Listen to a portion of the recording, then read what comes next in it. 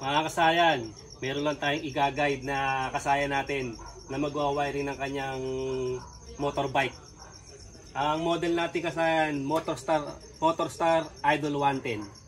Ito siya kasayan na yung gagamitin natin na stator, CDI, tsaka yung ignition coil na pang pang guide. Basahin mo kasayan. Kasayan, paturo naman po paano mag-wiring ng BMX motorbike. Makina niya Motorstar 110 na walang battery. Idol, paano mag-wiring ng motor na ginawang BMX motorbike na walang battery. Salamat, Idol. Ayun kasayan, yung i-guide natin kasayan, dito ay mag-uumpisa. Bali ang CDI natin kasayan, natutukan mo. 5 pin, 7 pin o kahit 6 pin, pare-parehas lang yan kasayan na basta primary type. Ito kasayan, kung ang gagamitin nyo na CDI, 4 pin CDI, mangangailangan kayo ng charger. Mangangailangan kayo kasayan ng charger ha. Kung 4 pin CDI ang gagamitin nyo, battery operated ang inyong stator. Ngayon kasayan, ang may gagayad natin, ito yung sa kanya, yung may primary type at saka Motorstar Idol 110. Ito siya kasayan, nakahiwalay na to ha. Ito. Yung kanyang stator, kahit walang battery, kahit walang charger, may primary coil. Ito siya, yung primary coil. 5 pin CDI, may kill switch. Dito tayo mag-uumpisa kasayan. Umpisa natin sa CDI. Etong CDI na to, ito Motorstar o Honda. Ito yung kanyang sasabihin ko muna yung color coding. Ito sa may taas na to, kasi bago na kasayan yung kulay eh. Huwag nyo nang tignan yung kulay kasayan ha. Laging ganito yung forma. Kahit battery operated na CDI, ganito pa rin yung forma. Shhh! Daga! Pasok! Ito siya ha. Ay siya kasayan. Kahit 4 pin CDI, 5 pin CDI, o 7 pin CDI, pansinin nyo. Pag ganito lagi yung forma. Ayan ha. Pag ganito yung forma ha.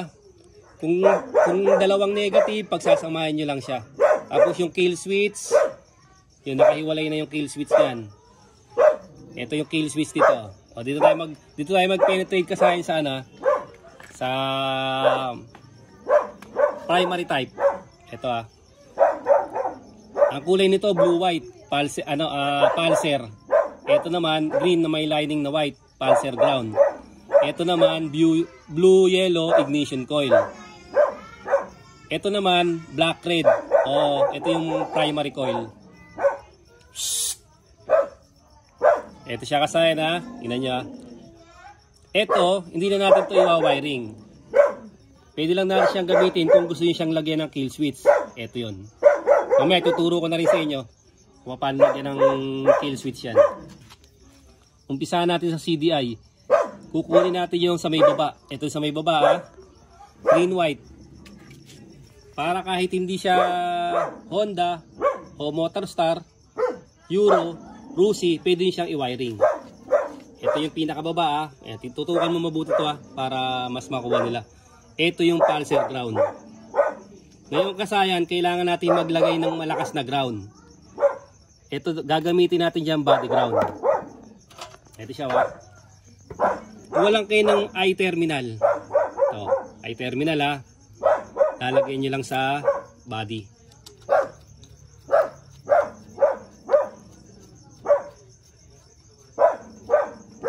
Ito yung kukunan natin ng body ground. Ito para siguradong solido yung ground natin.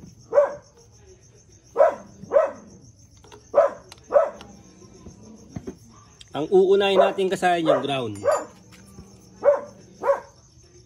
Ito ngayon yung ignition coil. Ito, tandaan nyo pulsar ground Kaya tayo pumunta sa ignition coil, pagsasabay natin yung yung ground para isang lagay na lang tayo ng ground. Ito siya, pulsar ground Pulsar ground, ignition coil, primary coil, kill switch. Ito wag yung intindihin to. Kasi hindi nyo na sasama sana yan yung intindihin nyo. 4 lang. Siya nakasaya, may ngayang aso. May nangangaraling. Ito ito yung ignition coil Ito yung sa loob ng ignition coil. Ang kukunin natin dyan yung body ground. Kasi ito yung ilalagay natin sa CDI. Ito, punta tayo sa may ignition coil. Ayan. Ito yung ignition coil. Ito yung nakalagay sa body ground. Ito naman yung isa. Ayan siya ba? Yung sa body ground muna yung kukunin natin. Ayan na, nakatornilyo. Naka body ground ha. Ayan. Pupunta tayo rito sa kabila ulit. Babalik tayo.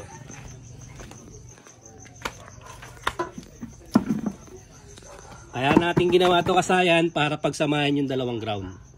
Body ground ha. Ito. Lalagay natin sa body ground din. Lalagyan natin ng I-terminal. Simpleng-simple lang ito kasayan. Tutukan nyo lang, makukuha nyo agad to. Ngayon, ito yung pulser ground. Isasama natin. Sa baba sa baba ng pulser, nandun yung pulser ground. Sasama natin.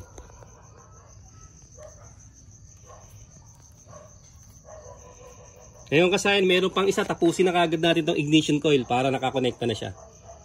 Ayan ha. Ignition coil. Ito naman yun. Oh. Sa may basta laging ganito yung forma ha. Ito yung pulser. Ito yung ignition coil. Ilalagay natin sa ignition coil. Ito siya. Ito yung nakasuksok lang ha. Ito kasayan nakasuksok lang. Ito. Hindi yung nasa body ground. Yun o. Nakasuksok. Yung isa yung nasa body ground na ilagay na natin sa ground. Yung isa sa CDI. Tapos okay na. Nai-wiring na kagad natin yung dalawang ignition coil. Ngayon, pupunta naman tayo sa CDI. Ay sa CDI, sorry, sa stator. Ito siya. Sa stator, dahil hindi naman tayo battery operated, hindi natin gagamitin tong dalawang na to. Light coil at saka tong charging coil. Ang kukunin lang natin pulser at saka itong itong primary coil. Itong primary coil, yung black red, dito yan sa may ibaba. Sa may ibaba kasaya, tandaan nyo, ito lagi pag ganito lagi ang forma, ito yung pinaka-kuntil. Yan siya kasaya na. Yan. Ilalagay natin tong black red sa primary coil. Ito.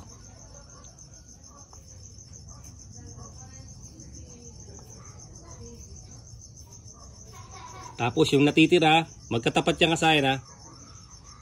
Ito. Pulser ground. Ignition coil. Primary coil. Ilalagay natin dito.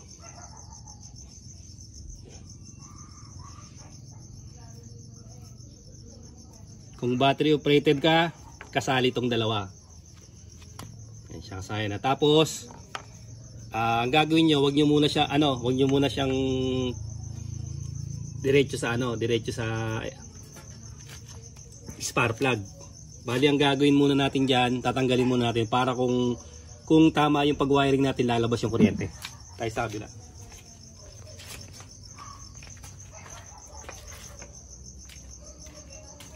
Ito siya. Huwag niyo muna kagad subukan para sigurado. Para di kayo magtagal ng kakasipak. Medyo malapit lang Tabitin na kasi yung wire kaya dinuktungan ko ng wire. Dito mo lang siya hawakan, dito na lang. Kasi ito nag-i-slide na yung clutch nitong motor start na to Yan lang, mga ganyan kalayo lang Titignan lang natin dyan kung meron siyang lalabas na kuryente. Kung tama yung pag-wire natin.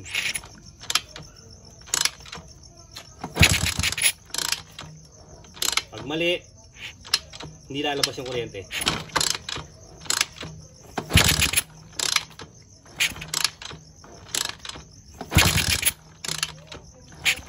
May lumabas ba kasayan? Meron.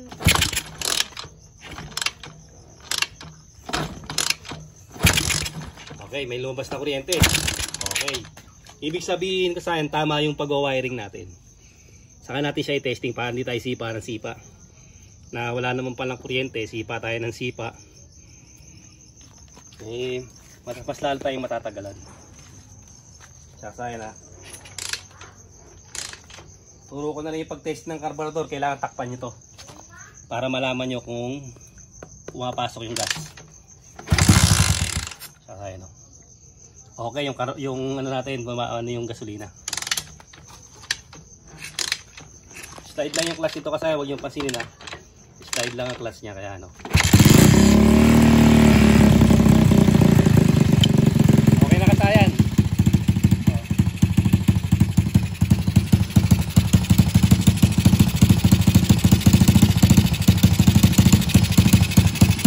Kasayan oh. Ito yung ground ng ignition coil. Ground ng ignition coil ano.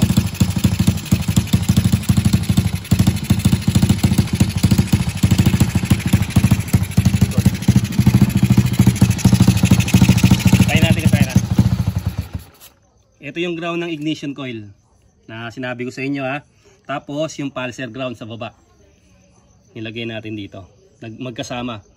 Inuna natin yung ground para makuha kagad natin dalawang ground. Tapos ito yung ignition coil, yung nakasuksok. Dito siya nakapwesto. Sa tapat ng pulser. Sa tapat ng pulser, ito yung pulser. Ito. Blue-white yung pulser.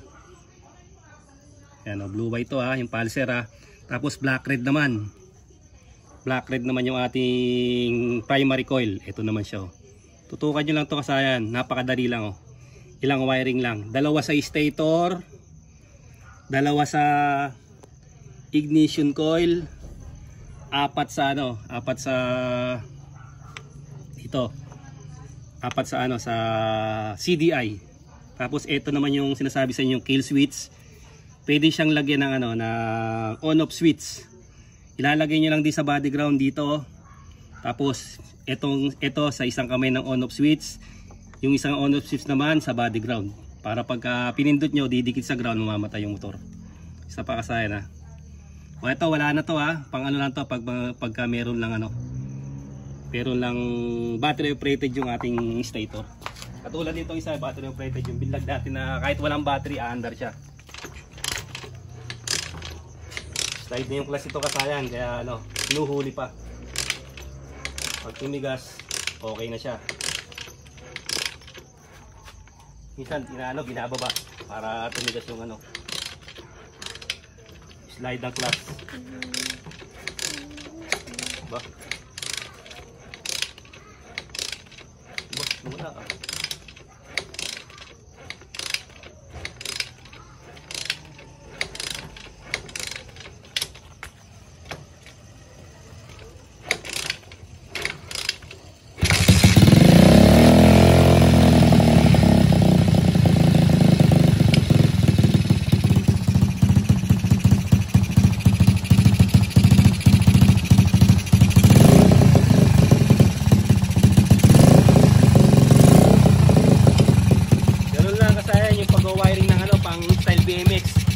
Yung mga pang motor na motor, yung walang wire harness. Ganun lang siya simple kasayan ano. Kayang-kaya nyo nang i-wiring yan pagka napanood nyo yan. Tapos pagka limbawang meron kayong katanungan, mag-comment lang kayo, sagutin ko yan. Sana nakatulong tong kay kasayan natin. Hanggang dito na lang mga kasayan. Salamat sa panonood.